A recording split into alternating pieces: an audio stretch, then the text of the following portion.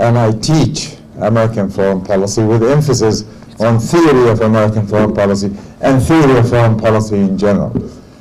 And I have been trying very hard to at least explain if there is such a thing called genuine American foreign policy. Foreign policy is defined by academics as the reaction of a state to other states in the international community. So in a way, it's not just an haphazard action, it's rather very, very sophisticated, and there are some basic things you're expected to adhere to.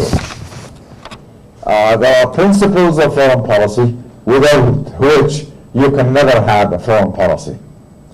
And that also will have some objectives of foreign policy. What is it that you want in foreign policy? And then you have power to achieve foreign policy. And power is not always naked military power. It's more than that. Power in the most accepted academic, to some degree pragmatic, is the ability to control people's minds and actions. And that could be military, but not all the time. On these bases, then you have power, but then the ways where you use power is very important. Power is only a tool to achieve political ends. And to just float around and to do it without any thinking is always dangerous. Could you, sorry.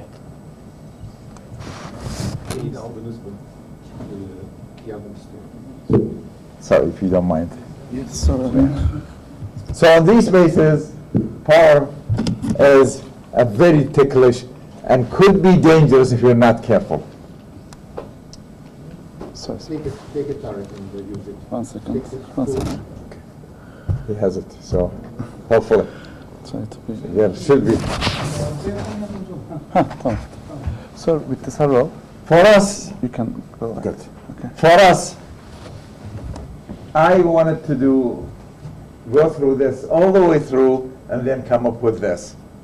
Now I decided to twist the whole thing, begin with that, with this, and then this to explain what's happening.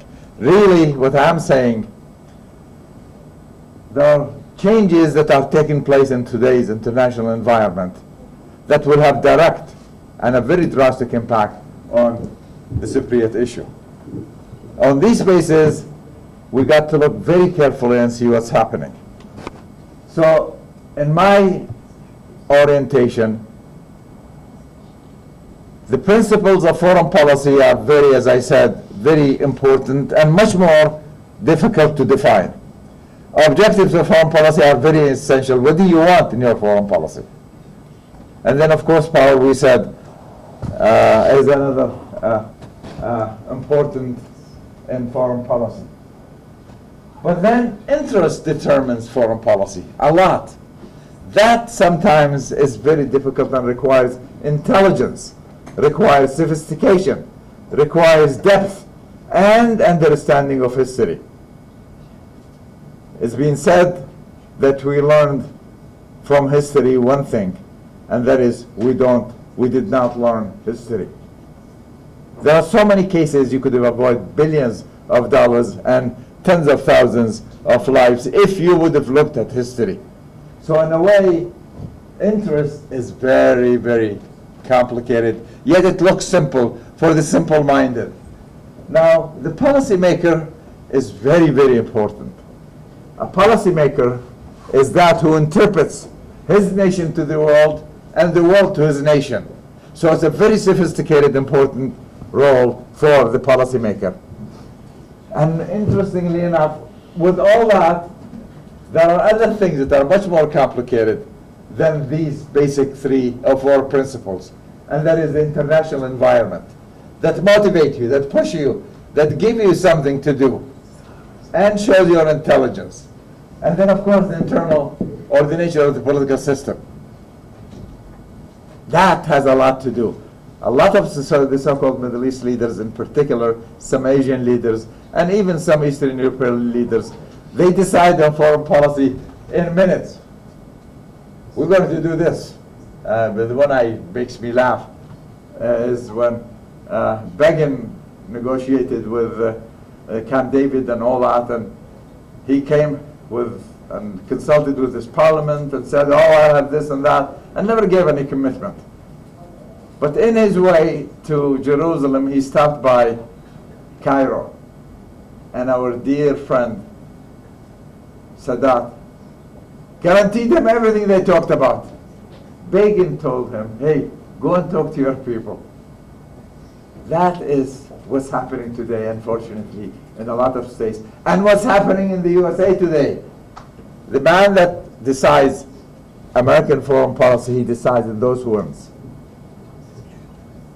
Today, we have an international system that is simple yet complicated. Things have changed drastically, and changed to the degree where the normal interaction is not anymore there. But then we have policymakers, those in the USA today, who do things as if things are still the same way they were. We have so many examples in the third world, especially the Middle East and the Arab world in particular, where oversimplification is the case.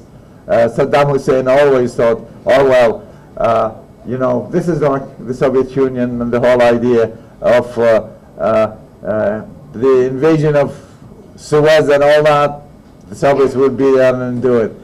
The world left them behind, and you know the story. There are so many other examples. But the USA today has a very serious problem. Serious problem in the sense that the policymaker is really not. I'm going to use a word that's last week somebody objected to in the States.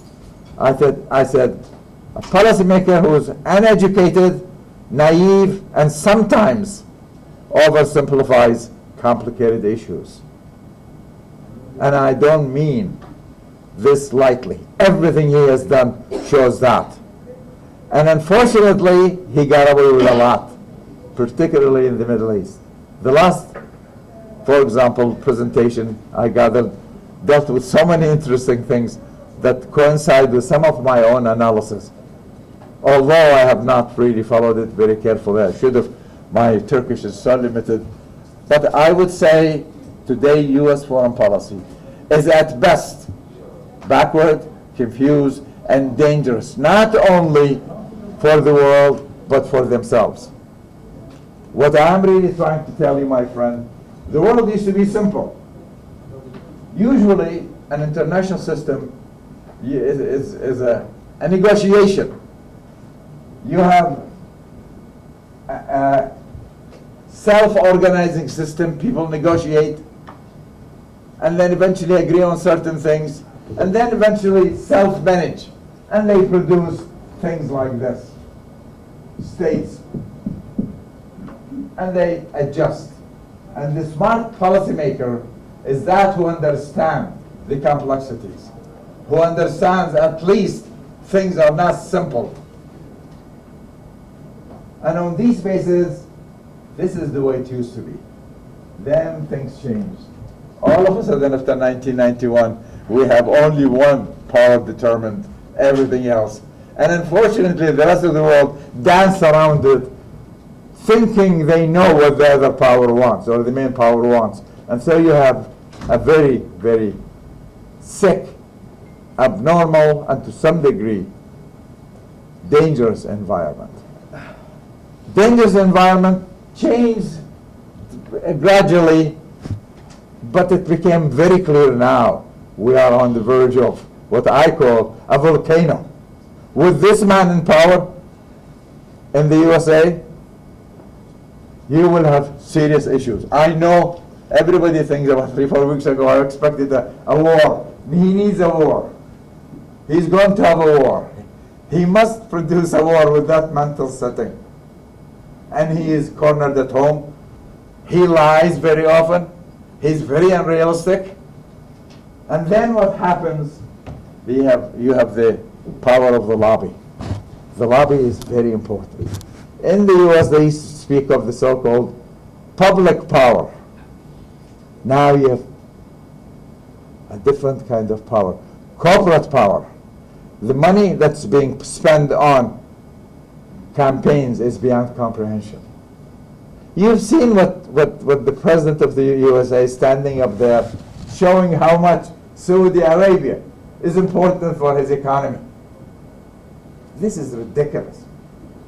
Yet he gets away with it. And what's worse, I think, the future is going to show much more complicated issues for all of us. That's why I anticipate, unfortunately, a war. They need a war. He needs a war. Here is a man who could not even fill his administration's quota for new appointments. 1/3 to 1/2 refused to work with him. He's impossible. And he runs the place, he runs the USA the same way the sheikhs of Saudi Arabia or the Gulf sheikhs.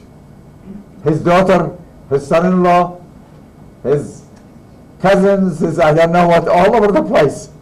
This never happened before. America is a very funny place. America is a place where you have to look good. Oh, we had so many weak presidents, we had so many crooked presidents, we had so many, yeah, you've heard of so many stories about, but they manage them. They manage them well where they look good. For example, take a lot of people speak of, for example, Truman, who was a great this and that. Well, Truman was sometimes is an idiot too, but he controlled it nicely. He had a daughter who was a terrible piano player.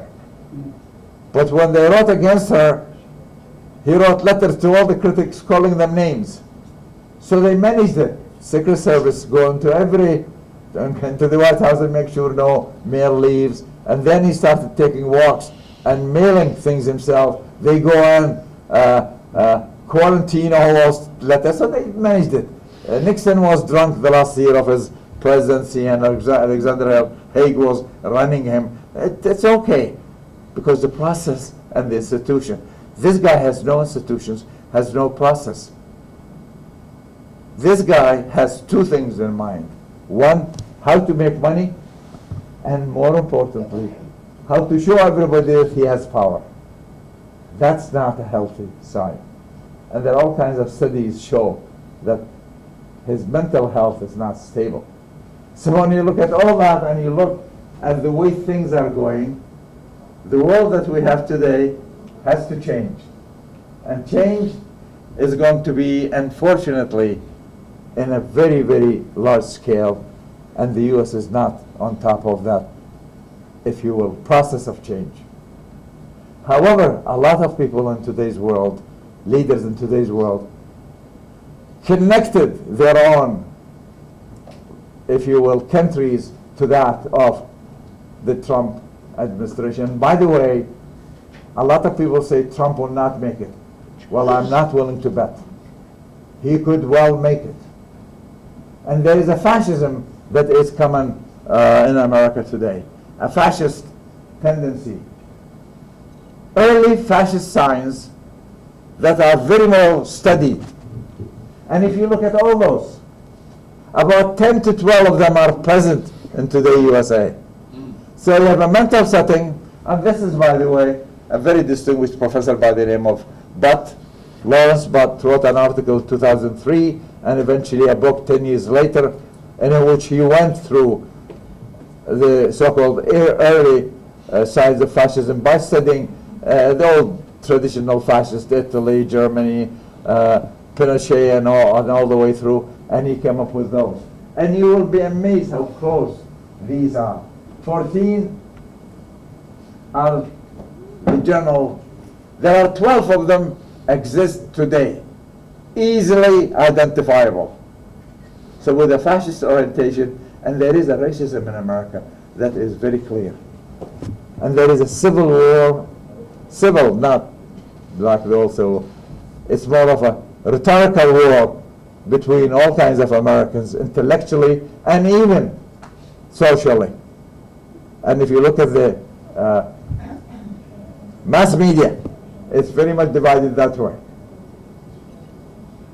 And when you look at all that, we are in a very, very strange international environment. So what I'm really trying to tell you, the old traditional environment in which interaction takes place ended up with this now, and this is not working. So we have some interesting things coming up. We're not sure what it is, but there will be a change. Whatever you want to say about Russia, whatever you want to say about China, they are moving. They are changing things. And on these bases, I say the paranoia of our leadership in the USA will continue. So what I'm really trying to tell you, if you look at the future direction and the future steps taken by the USA, they're going to nowhere except more disasters. For example, today in American society, it's very well proven, there is a racial war going on, tranquilized, controlled, but it is there. And some of the rhetoric. Another scholar came up with a fascinating analysis of fascism, and he came up, fascism succeeds if three things are present. One, you have an enemy. And your enemy that you keep telling them. And then you have a division in society. And then if you have the third one, each one distrust and mistrust everybody else. If you look at that, we really are on a fascist trend. Now, is he going to win? I'm one of those who believe. The base is very powerful. The possibility is there. So he will, very likely, will have an impact even if he doesn't win. Look at his vice president now. And then there is something else you have to keep in mind. For the first time, religious politics, extreme religious politics, is very much present in the USA. Very open, very clear. Come on, his vice president is what? Evangelical. How about his foreign, his Secretary of State? Anybody knows about him? Pompeo? Yes, Pompeo. From the news. Yeah. Not Pompeo. personally. Pompeo is a born Christian. You know that? A born-again Christian who gets all his money, has always got his money, gets from home. The Koch brothers. The Koch brothers, the most right-wing, extreme, racist, if you will, group, successful, rich group in the USA. So when you look at all that, I'm afraid the future doesn't look very good. And for the region, I think we need to be aware of three things. One,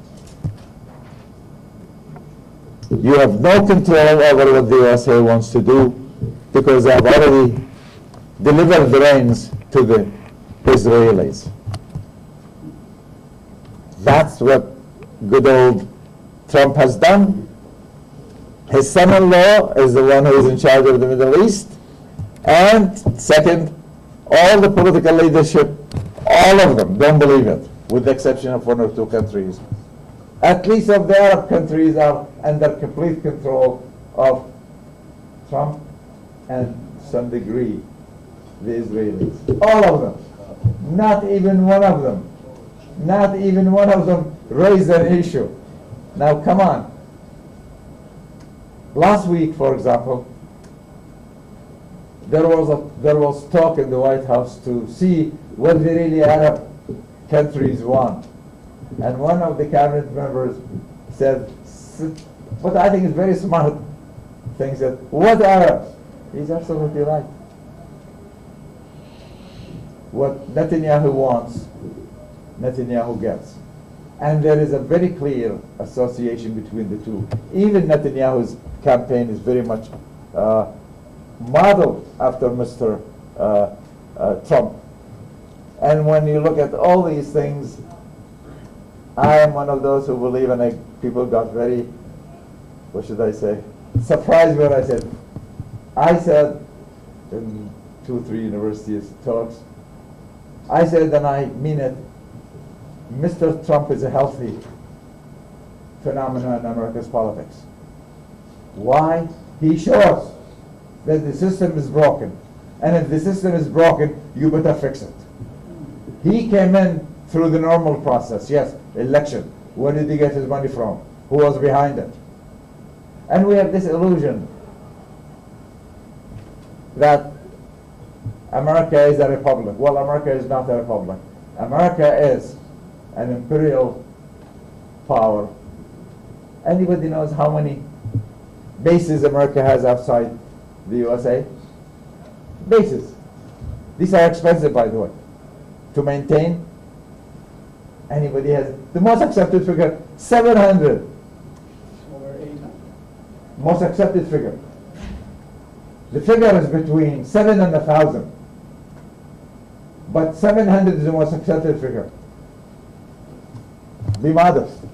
So nobody starts, hey, well, 700. That's a lot.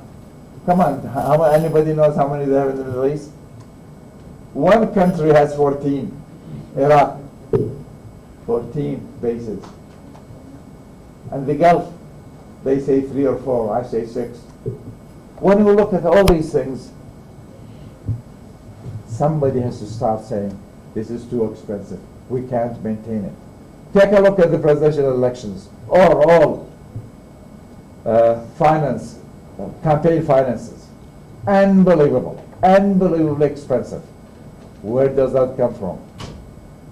Come from donors. Who are these donors? Lobbyists mainly. If I'll tell you how many lobbyists in Washington, D.C., you will be amazed. 12 to 15,000. But there are only 300 important offices that handle the lobbying. And 90% of those who are coming and going, leaving their offices, i.e. senators and what have you, they all end up being lobbying. Obama, for example, poor Obama, chose one of the very respected senators who retired, to become his new Secretary of Health, with the hope that this man would be able to lead the Obamacare Health Act. Guess what happened? He was a lobbyist for 10 years and had to drop him. Even Obama, who was with him in the Senate, didn't know it. So the lobbying system is very powerful. And when you look at all that, something has to give. Corporate power, which is the most powerful now, had to go to public power, which is democracy. But to play democracy and end up with corporate power, you have a problem. Anybody has any idea that 40% of Americans, even now, don't have health care services? For now, after the Obamacare. Homeless. 40%. No health care. And they still vote for him. Those who have no health care in some states voting for, guess what? Republicans. Our friend, good old Trump. So what I'm really trying to tell you, there is a change that I hope will not end up in a disaster. But if things continue as they are, and I do accept, I know it's awful and I shouldn't say it, I expect if Trump does not make it, and if nobody in the Republican Party is powerful enough to take him over, whoever becomes after him still has to spend years cleaning up the mess Trump created. It's a huge mess. And socially, God knows. When you look at all that, you have what I think, a bomb ready to explode, social bomb. There is, in my view, social conflict that's gone beyond the social peaceful conflict and has to end up with something. On these bases, I say America's foreign policy needs a complete revamping, reorientation, readjustments. How are we going to do it? I don't know. What are you going to do with the 800, 700 bases you have? Abolish them? Of course not. What do you do with the open, what I call dissatisfaction in American society? There are communication serious issues that need to be dealt with within and among groups. So foreign policy, while for us is important, it's a reflection of what I consider to be the symptom in American society itself, which is unfortunately unhealthy. I would like to answer a lot of your questions. By the way, the book I'm working on is already 1,283 pages. The publisher doesn't want it. So I need to cut. If you have any questions, I can answer them because I have so much data. I wanted to stick to the exact timing, and I hope I did not overdo it. No, you didn't overdo it. You can use a few minutes more if you would like to. Do you want to refer to the previous speakers' Yes. comments, Tarek? Yes, I fully agree with the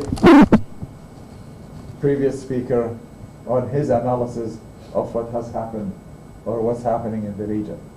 And I am afraid he gave it to us as clearly as it can be, and I fully agree with the roadmap he created. What's happening in the region, that's the Middle East, unfortunately, again, at best, in my opinion, a situation that requires at least standing up and telling the imperial powers, mainly the USA, time for you to let us, if you will, start our own march toward history or our own politics. But first they have to do it with their leaders. The leaders we have in the region are all, with the exception of two maybe or three, are corrupt. All of them with the exception, 2 or 3, are corrupt. We've seen the Gulf states, my friends, the highest concentration of the most reactionary entities, and I wouldn't call them states, in the world. No constitutions, and they have the audacity to start taking their evils outside. The UAE, anybody knows anybody lived in the UAE? I did live. I was vice president of their university 25 years ago. Nice people, but now they are running the USA in a way, buying all kinds of things, running the world actually. What do you think the Syrian mess, who created it? Qataris and our friends in the UAE. What do you think ISIS came out of nowhere? Somebody is behind it. Al-Qaeda. Whatever you want to say, the Afghans, till now, the Americans are trying to find a way to get the hell out of there. They don't know how. It's always easy to start the war. The ABC we teach, by the way, in international relations. The easiest way is to start the war. The most difficult way is to get out. Either achieving your objectives or abandoning them. Afghanistan today is a good example of the failure of America's foreign policy. Do you know America intervened since the Second World War 210 times in 73 countries? 210 times in 67 countries. And then we have another more interesting, my favorite actually, author, who says America intervened last century 110 times, 10 times, succeeded in overthrowing 14 countries, legitimate governments. What's important today in America, and people don't talk about it, is the fact that regime change is accepted as a mean, as a doctrine of American foreign policy. i.e. legitimate that illegal act. It's a doctrine that is practiced in America's foreign policy. Look what they're trying to do with our friends in Venezuela. They played the same, whatever it is, on Saddam Hussein, with one difference. Saddam Hussein was an idiot. This guy is much more sophisticated, i.e. Maduro. They have done it all over the place. So when you have what I call regime change against the basic principle of international relations, the state is the most important unit of creating international interaction. Once you start rejecting the state as the unit of international relations, you destroy the whole idea of eventual coexistence with each other. Today, that's the doctrine. And now I hear my friends when I see them in conferences. Washington, D.C. is fantastic, talking about, wow, this and that, Iraq case. And they all come, okay, we made a mistake. What the hell are you talking about? You're talking about millions of people died, killed, you destroyed the infrastructure. How about the Syrian? How about these poor Yemenis? By the way, nobody talks about Gaddafi. Sure, he's an idiot, we know. But look what happened to Libya. We don't even have it in the news anymore.